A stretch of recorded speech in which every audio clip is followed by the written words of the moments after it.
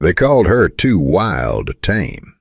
But when every cowboy failed, one stranger placed his own reins in her hands instead of drawing his gun. Just as the entire town held its breath, the furious stallion took one slow step toward her, and in that exact moment, everything changed. To discover what happened next, and how one act of trust uncovered a shocking conspiracy, watch the full story till the end, and don't forget to subscribe to our page. Before we start the story, tell me in the comments, where are you listening from, and what time is right now? The late afternoon sun spread warm golden light across the Arizona territory. Red cliffs glowed like fire, while dry wind carried dust through the quiet streets of Dry Creek. Horses stood tied outside the saloon, stomping their hooves impatiently. Ranch hands leaned against wooden posts, hoping something exciting would happen before sunset. That day, all eyes were fixed on one person. A young Apache woman named Iona Redhawk stood in the middle of town. She wore a weathered buckskin dress with long leather fringe that moved gently in the wind. A small medicine pouch rested against her hip, and her long black braids hung over her shoulders. Her face was calm, but the people around her showed nothing except doubt. "She's too wild to tame," one rancher muttered. Another laughed. "That horse is mean enough to match her." Several yards away stood a large bay stallion. The horse tossed its head wildly and struck the ground with its front hoof. Every man who had tried to control it had failed. Some had been thrown into the dirt. Others had walked away with bruises and wounded pride. The townspeople believed the horse was dangerous. Iona believed it was frightened. Before anyone spoke again, another rider entered Dry Creek. A tall cowboy guided his sorrel horse through the crowd without rushing. Dust covered his brown duster coat, showing he had spent many days on the trail. Beneath his black hat, his blue-gray eyes quietly studied everything around him. His name was Ethan Walker. Someone shouted from the saloon porch, "You here to break that beast too, cowboy?" Several men laughed. Ethan ignored them. Instead of walking toward the stallion, he walked directly toward Iona. The laughter slowly faded. For several silent seconds, the two strangers simply looked at each other. Neither one spoke. Neither one looked away. Then Ethan slowly removed the old leather reins from his own horse. The leather was worn from years of honest work. Without making a speech or trying to impress anyone, he held the reins out toward Iona. "If anyone should decide where that horse goes," Ethan said calmly, "it should be the person who understands him." The street became completely silent. Nobody had expected that. Iona looked at the reins, then at Ethan. No one had ever trusted her like this before. Carefully, she accepted them. Their fingers brushed for only a moment, but something unspoken passed between them. Respect. Ethan stepped back. He gave her space. No orders, no advice, only trust. Iona slowly turned toward the restless stallion. The horse lifted its head and watched her carefully. She did not walk straight toward it. She did not raise her hands. She simply stood still. The evening breeze carried the smell of dry sage across the valley. The horse kept watching her. Minutes passed. People began whispering again. "She already failed. It'll run any second." But Ethan never moved. He watched quietly, believing she knew exactly what she was doing. Iona lowered her eyes instead of staring at the horse. She slowed her breathing.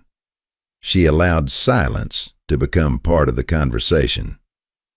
The stallion's ears slowly turned toward her. Then, almost too small to notice, it lowered its head.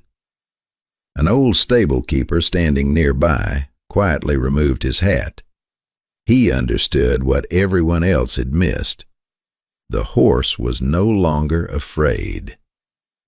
Iona took one slow step, then another. The stallion remained perfectly still. When she finally reached him, she did not grab his bridle. Instead, she let her hand rest near his neck without touching him. Several long seconds passed. Then the horse made the final choice itself. It stepped closer. It gently rested its head beside her hand. A soft breath escaped the animal. The tension disappeared from its body. Only then did Iona carefully place Ethan's old reins over its neck. The stallion never resisted. It simply stood beside her like an old friend. The entire town stared in complete silence. No cheers came, no applause. The silence meant far more. One rancher quietly looked away. Another removed the toothpick from his mouth without realizing it. Children slowly stepped closer, smiling at the horse they had feared only minutes earlier. Ethan finally walked toward them. He gently brushed the horse's shoulder. He wasn't fighting people, Ethan said softly. He was waiting for someone who stopped trying to win. Iona smiled for the first time. Every frightened heart, she replied quietly, chooses who it trusts. Across the street, ranch foreman Caleb Mercer folded his arms. He wasn't looking at the horse. He was watching the townspeople. Respect was replacing fear. That worried him. The next morning, Dry Creek felt different. People still whispered about what they had seen. Some called it luck. Others refused to believe their own eyes. But children smiled whenever they saw Iona leading the bay stallion through town. The horse followed her freely without being pulled. Even the old stable keeper laughed. Looks like he picked his own trail. Iona smiled gently. Every trail begins with trust.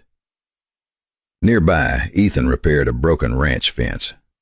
When he saw Iona, he smiled. Need another pair of hands?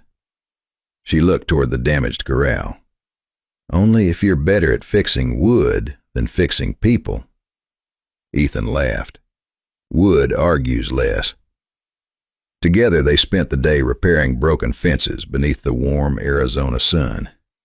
They worked side by side without speaking much. Some friendships did not need many words. As they lifted heavy wooden posts together, they slowly learned about each other. Ethan had spent most of his life driving cattle across lonely trails. He had learned that horses listened better to calm voices than loud ones. Iona had learned the same lesson from her grandfather, who taught her that every living creature carried fear inside its heart. If you fight fear, he had once told her, it grows. But if you understand it, it slowly disappears. Ethan listened carefully. You remind me of someone. My father used to say almost the same thing. For a moment, both of them smiled. Neither knew how deeply their lives had already become connected. Later that afternoon, a frightened young colt escaped through a broken section of fence. Several ranch hands chased after it. The colt became even more terrified. "Stop running!" one man shouted. The horse only ran faster. Iona quietly placed her hammer on the ground. She began walking instead of running. Ethan immediately slowed his own steps to match hers. "You aren't chasing him?" he asked. "He isn't listening to us," she answered softly. He's listening to his fear.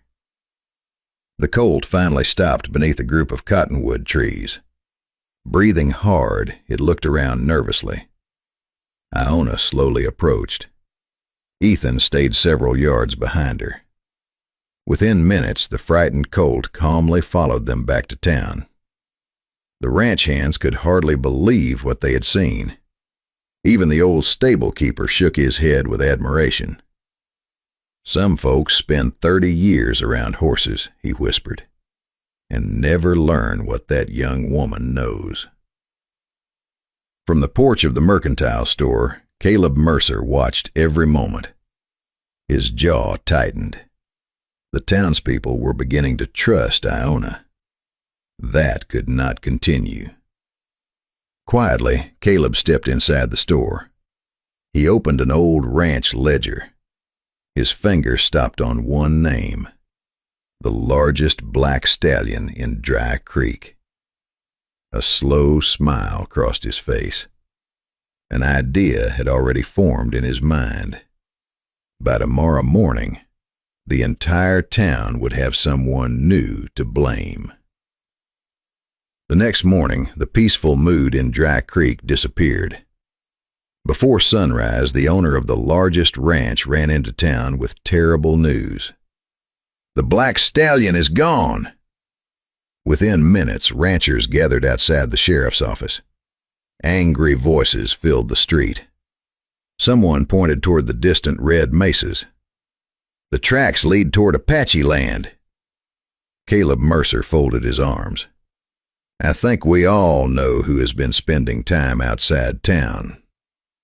Several heads slowly turned toward Iona. She had just arrived carrying a basket filled with fresh sage and willow bark. She stopped when she saw everyone staring at her. No fear crossed her face, only sadness. Sheriff Thomas Granger knelt to study the hoof prints outside the ranch. The wind has covered part of the trail, he admitted. Before he could continue, Caleb interrupted. We don't need more proof. His cold eyes rested on Iona. We already know enough. Ethan stepped forward. No. Everyone looked at him. We know nothing until we follow the trail.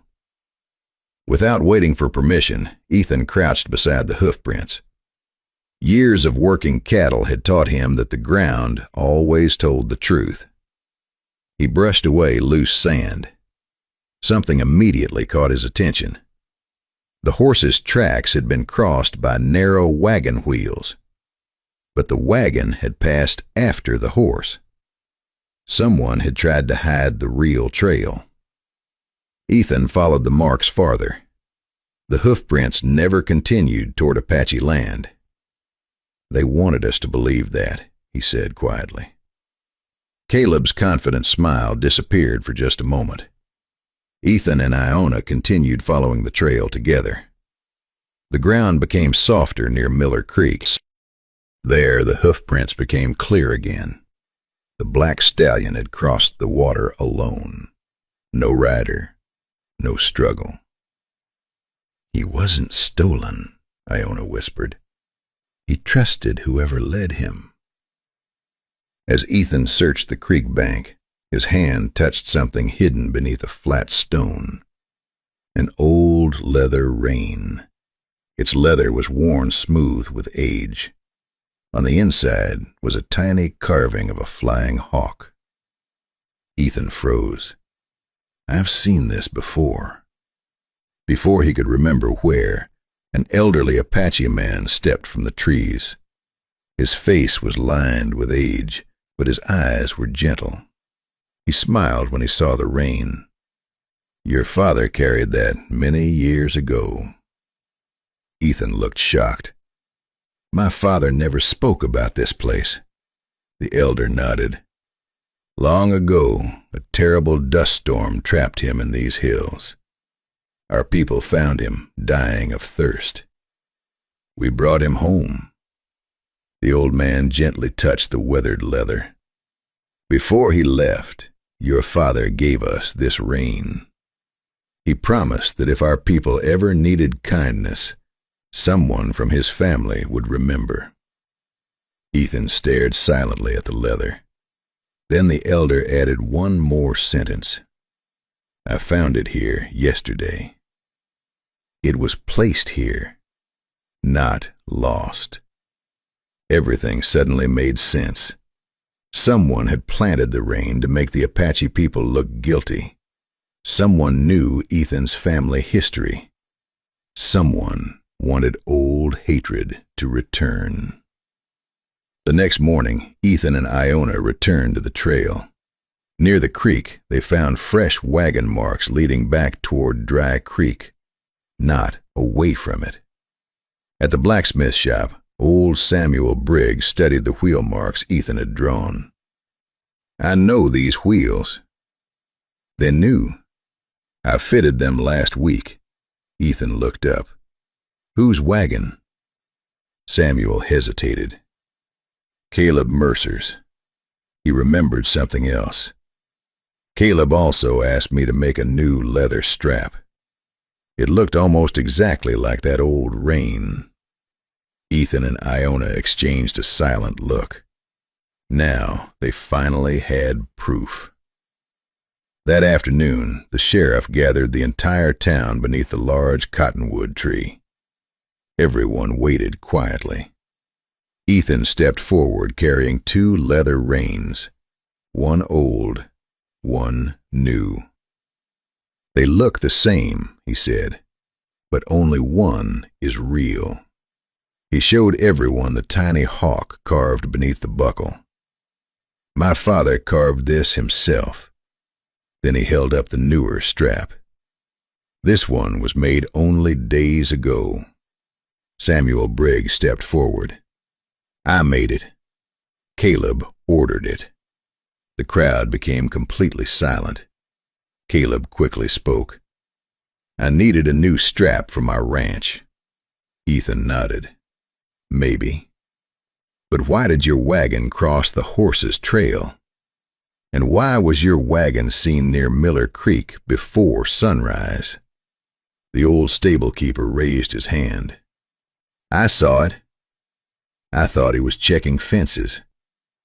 The sheriff slowly turned toward Caleb. His face had become pale. "Ride with me," the sheriff said. "We're going to Miller Creek." The entire town followed. When they reached the quiet meadow beside the creek, everyone stopped. There stood the missing black stallion, healthy, peaceful, still tied to a tree. The horse had never left the valley. It had never been stolen by the Apache people. It had simply been hidden. Caleb lowered his head. Without another word, everyone understood the truth. The sheriff untied the stallion and looked at Caleb with disappointment. "You tried to steal more than a horse. You tried to steal trust." Caleb had no answer. Months passed. Autumn painted the Arizona Valley with shades of gold and orange. Dry Creek slowly became a different town. Children no longer hid when Iona walked through the streets.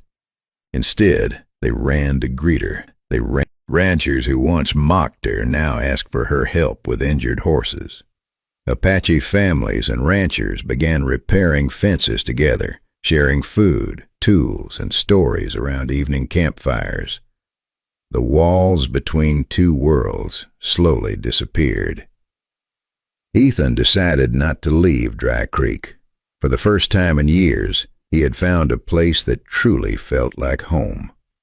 Every few days he rode to the Apache camp carrying lumber, seeds, or supplies. Just as often, Apache craftsmen came into town to repair wagons and help ranchers find hidden springs during dry seasons. One afternoon, Sheriff Granger returned Ethan's father's old rein. "This belongs to your family." Ethan smiled. Then he placed it gently into Iona's hands. It found the right home long before it found me. Tears quietly filled Iona's eyes. Together they hung the old rein at the entrance of the rebuilt corral, not as evidence, not as an old family treasure, but as a reminder that respect always lives longer than fear. Winter arrived. One bright morning, a young ranch boy brought a frightened gray mare to town. No one could calm her. The boy looked embarrassed. Ethan removed the old leather rein from its place and handed it to him. "Don't force her to trust you," he said with a warm smile. "Give her a reason." Iona knelt beside the boy. She showed him how to slow his breathing, how to keep his hands soft, how to wait with patience instead of fear. Several quiet minutes passed. Then the mare slowly walked forward. She gently rested her head against the boy's shoulder. The people watching smiled, not because another horse had been tamed, but because another heart had learned the lesson that changed an entire town. Sheriff Granger removed his hat. With a gentle smile, he said, "Funny, the strongest reins are the ones that are never pulled." Ethan looked at Iona. She smiled back. Neither of them needed more words. The Arizona wind carried the scent of sage across the valley, while horses grazed beneath endless blue skies. The old leather rein continued to sway gently in the breeze. It no longer reminded people of suspicion. It reminded them of courage. Because sometimes the bravest thing a person can do is not take control. Sometimes the bravest thing is placing the reins into someone else's hands and believing they already know the way. Thank you so much for watching this story all the way till the end. If you enjoyed it, please hit the like button and share it with your friends. It really helps us a lot. If you want to watch more exciting stories like this, don't forget to subscribe our page right now. Tell me in the comments, where are you listening from and what time is right now? And if this story touched your heart, please send some stars. Every single star gives us huge motivation to keep creating more amazing videos for you. See you in the next story. Take care of your friends.